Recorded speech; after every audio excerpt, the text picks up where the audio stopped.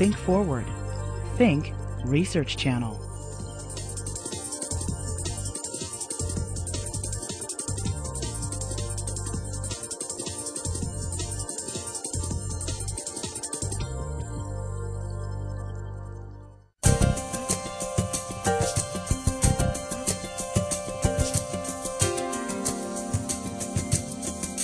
What does it mean to be Muslim in America? We'll talk with the president of the Islamic Society of North America, who says American Muslims in particular have an enormous responsibility to live as exemplary Muslims and to demythologize Islam to the American public. Hello and welcome to Penn State Public Broadcasting's Common Ground Lobby Talk, which is produced in collaboration with Penn State's Institute for the Arts and Humanities. I'm Patty Satalia.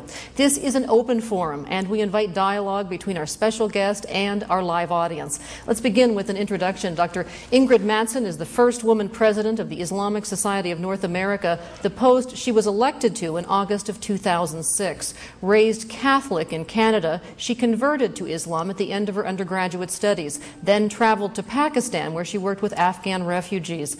In 1999, she earned her PhD in Islamic Studies from the University of Chicago and is now director of the Islamic Chaplaincy Program and professor at the McDonald Center for Islamic Studies and Christian-Muslim Relations at the Hartford Seminary in Connecticut. Thanks so much for joining us. Thank you.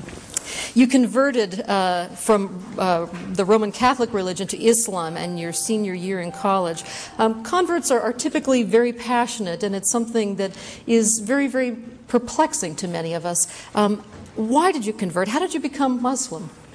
Well, I think it's important to say that when I became a Muslim, when I encountered Islam, at that point I was an atheist or agnostic or maybe just simply indifferent, not someone who was interested in religion or even had God in my life in any way. I had left the Catholic Church, left faith behind as a teenager, and never really looked back.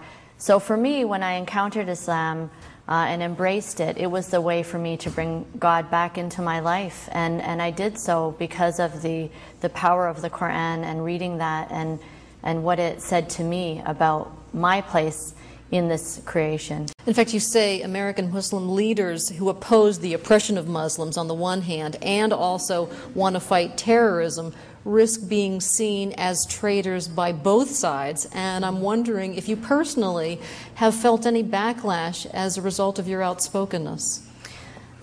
Certainly it's a challenge, and Muslims in other parts of the world look to us as Americans as well as Muslims, and so they want us to do something about American policy that they don't like or that they feel that negatively impacts them.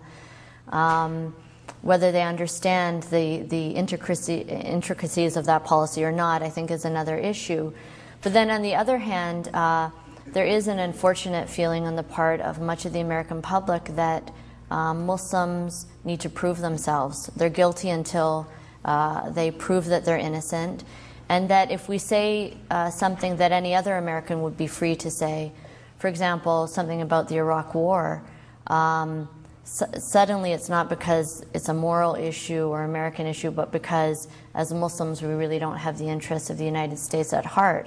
Even though the majority of Americans in the last election, I think, showed that they were unhappy with much of the way the Iraq War is going, somehow it sounds a little bit different when it comes out of from a Muslim perspective.